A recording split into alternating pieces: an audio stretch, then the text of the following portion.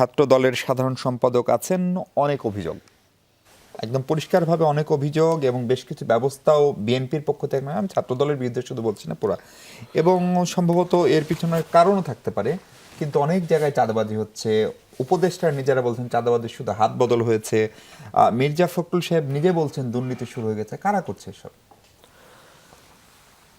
আমরা যেটি মনে করছি যে 5ই আগস্ট ছাত্র জনতার গণ অভ্যুত্থান পরবর্তী সময়ে আপনি দেখেছেন যে আমরা বিশেষ করে যদি ছাত্রদল একটি ইতিবাচক রাজনীতির আমরা শুভ সূচনা করেছি, তার জায়গা থেকে আমরা মনে করছি ছাত্রদলের কিছু কিছু নেতাকর্মী, আমাদের যেহেতু একটি বড় সংগঠন, সেখানে কিছু কিছু নেতাকর্মীরা বিভিন্ন ভুলভ্রান্তি করেছে এবং বাংলাদেশের গণমাধ্যমগুলোতে এক ধরনের প্রবণতা তৈরি হয়েছে যে এক ধরনের প্রোপাগান্ডা তৈরি করার, কিছু কিছু গণমাধ্যম, সব গণমাধ্যম না, সেটি এস্টাবলিশ করার এক ধরনের আপ্রাণ চেষ্টা চলছে। কিন্তু তার বিপরীতে আমরা বাংলাদেশ জাতীয়তাবাদী ছাত্রদল খুবই শক্ত অবস্থান নিয়েছে, প্রায় 300-এরও অধিক নেতাকর্মীকে আমরা বহিষ্কার করেছি।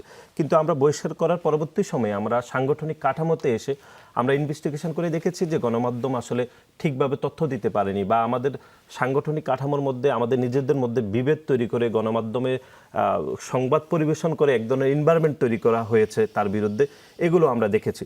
কিন্তু আমরা গণমাধ্যমের সেই সক্ষমতা আছে যে এখন বিএনপির বিরুদ্ধে একটা এনভায়রনমেন্ট তৈরি করবে না, আমি সেটি বলিনি। আমি বলছি যে আমাদের নিজেদের মধ্যেও কিছু নেতাকর্মীরা প্রতিযোগিতার কারণে হোক যে এক ধরনের তথ্য পরিবেশন করে গণমাধ্যমকে ভুল তথ্য দিয়ে সংবাদ পরিবেশন করে, সেটি আমরা মনে করছি। কিন্তু তার বিপরীতে আমরা যে শক্ত অবস্থানগুলো নিচ্ছি সেটি কিন্তু গণমাধ্যমে সেভাবে প্রচারিত হচ্ছে না বলে আমরা মনে করছি। আমরা যেটি বারবার যেটি বলছি সেটি হচ্ছে আমাদের একটি বড় সংগঠন, এখানে আমাদের কিছু নেতাকর্মী ভুল ভ্রান্তি করছে, সেটি আমরা অস্বীকার করছি না।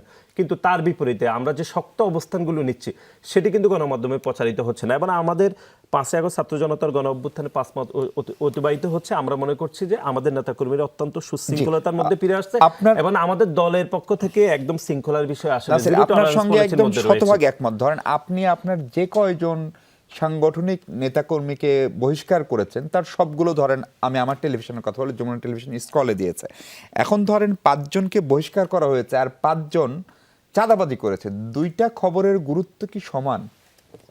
না, আমরা সেটা আসলে সেভাবে দেখছি না। আমরা মনে করছি যে আমাদের কিছু নেতাকর্মীরা যেরকম ভুলভ্রান্তি করেছে তার বিপরীতে আমরা যেরকম শক্ত ব্যবস্থায় নিয়েছি, কিন্তু আমরা শক্ত ব্যবস্থা নেওয়ার পরে দেখেছি, আমরা একদম ইন্টারনাল ইনভেস্টিগেশন করে দেখেছি নেতাকর্মীরা আসলে সেই ধরনের প্রবণতাতে আসলে যায়নি না। কিন্তু তারপরও আমরা মনে করছি যে আমাদের নেতাকর্মীরা একটা শৃঙ্খলার মধ্যে চলে আসছে। কিন্তু বাংলাদেশ জাতীয়তাবাদী ছাত্র দলের নামে সামাজিক যোগাযোগ মাধ্যমগুলোতে যে ধরনের ভুলভ্রান্তি হচ্ছে তার বিপরীতে অনেক বেশি প্রোপাগান্ডা হচ্ছে এবং একটি নির্দিষ্ট শ্রেণী সেই প্রোপাগান্ডাতে অংশগ্রহণ করছে বলে আমাদের মনে করছে। এবং আমরা মনে করছি যারা গত 15.5 বছর ধরে গোপন তৎপরতার মাধ্যমে রাজনীতি করেছে এবং 5ই আগস্ট ছাত্র জনতার গণ অভ্যুত্থানের পরে একটি স্বাভাবিক সময় উপনীত হওয়ার পরে তারা আত্মপ্রকাশের রাজনীতি করেছে, তারাই এরকম প্রোপাগান্ডা অংশগ্রহণ করছে বলে আমাদের সেটি মনে হচ্ছে। সাদ্দাম, জামাতের আমির যখন বলেন কর্মী সম্মেলনে, রাজশাহীর মতো জায়গায় যেখানে তাদের বিশাল প্রভাব প্রতিপত্তি এবং ভোট ব্যাংকও সম্ভবত, আপনারা চাঁদাবাজি করবেন না, হি ইউজ দ্য ওয়ার্ড আপনারা, তার মানে কি জামাতের বিরুদ্ধে চাঁদাবাজির অভিযোগ আছে? এবং যেটা একটু আগে আপনার সহযোদ্ধা সহকর্মী নাসির বললেন, সে অভিযোগের তীরটা আপনাদের দিকে, যে আপনারাও তাদেরকে সামাজিক যোগাযোগ মাধ্যমে বা অন্যান্য জায়গায় এক ধরনের কোট আনকোট আমরা খুবই কনস্পাইরেসি থিওরি এই দেশে চলে সেটা করলেন, সেটাকে কিভাবে ব্যাখ্যা করবেন? জামাতের বিষয়টা, আমির জামাত যে বিষয়টা বলেছে এটা তো নিঃসন্দেহে যারা চাঁদাবাজি করছে তাদেরকে ইন্ডিকেট করে বলেছে এই জিনিসগুলো করলে জনগণ আর ভালোভাবে নিবে না। এবং এর জবাবটা এখন তো আবার রিপ্লাই, তাদের একটা আন্দোলন হবে না সামনে, ভোটের যুদ্ধ, সেখানে ব্যালটের মাধ্যমে তারা এটা দেখাবে। সুতরাং আমাদের দেশের জনগণ খুব কষ্টের মধ্যে দিন কাটাচ্ছে, মুদ্রাস্ফীতির পরিমাণও খুব খারাপ। এই জায়গায় দাঁড়িয়ে জনগণের যখন সামনে আবার দেখতে পাচ্ছে যে সর্বক্ষেত্রেই চাঁদাবাজি, এটা যদি এমন হয় যে প্রোপাগান্ডা চালানো হচ্ছে, তাহলে মিডিয়ার ব্যাপারে তো অবশ্যই আইনি ব্যবস্থা নেওয়া উচিত ছিল। মিডিয়া এটা কেন করবে? কোনো মিডিয়া ইন্টেনশনালি এই কাজগুলো করছে আমার কাছে তাই মনে হচ্ছে না। অধিকাংশ মিডিয়া যখন চাঁদাবাজির কথাগুলো প্রচার করছে এবং কন্টিনিউয়াসলি এটা প্রচারিত হচ্ছে, তার মানে সামান্য কিছু হলেও এটা হচ্ছে। তো যেই জায়গাগুলো হচ্ছে চাঁদাবাজের ব্যাপারে যাদেরকে বলা হচ্ছে, তো যারা চাঁদাবাজ তাদেরকেই বলা হচ্ছে। সুতরাং এই বিষয়ে মানে কোনো দল তার মতো করে তো নেয়ার কোনো প্রয়োজন নাই।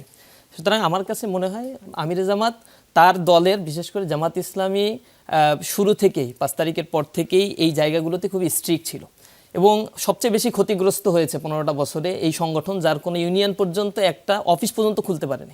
ইসলামী ছাত্র শিবিরের একই অবস্থা করে রাখছিল, কোথাও কোনো অফিস খুলতে দেওয়া হয়নি, কোথাও একটু মিটিং করলেই ধরে নিয়ে গিয়ে নানা ধরনের মামলা দিয়ে আমাদেরকে নির্যাতনে জর্জরিত করছে। বিএনপির ক্ষেত্রে বা ছাত্রদলের ক্ষেত্রে ঘটনাটা এরকম ঘটে নাই, তারা সব জায়গায় কম বেশি অফিস করতে পারছে। নির্যাতনের স্টিম রুলারটা এই পর্যায়ে ছিল আমাদের। তো এইখান থেকে যখন কেউ আবার বলে ইন্টেনশনালি যে তারা হচ্ছে 15 বছরে গোপন ছিল, এটা দুর্ভাগ্যজনক। দায়িত্বশীল কোনো ছাত্র সংগঠনের কাছ থেকে এই জিনিসগুলো অনাকাঙ্ক্ষিত এবং ইচ্ছা করে এইগুলো করা হচ্ছে। ওই যে শুরুতে বিভাজনের যে কথাটা বলছেন, এই জায়গাগুলো আমাদের ভিতরে নেগেটিভ একটা ইমেজ ক্রিয়েট করছে। আমরা এই বিষয়গুলোতে নেগেটিভভাবে আমরা মানে বলতে চাচ্ছি যে বিষয়গুলো পজিটিভলি দেখা উচিত, যে আমাদের সামনে নতুন একটা দেশ গঠন করতে হবে।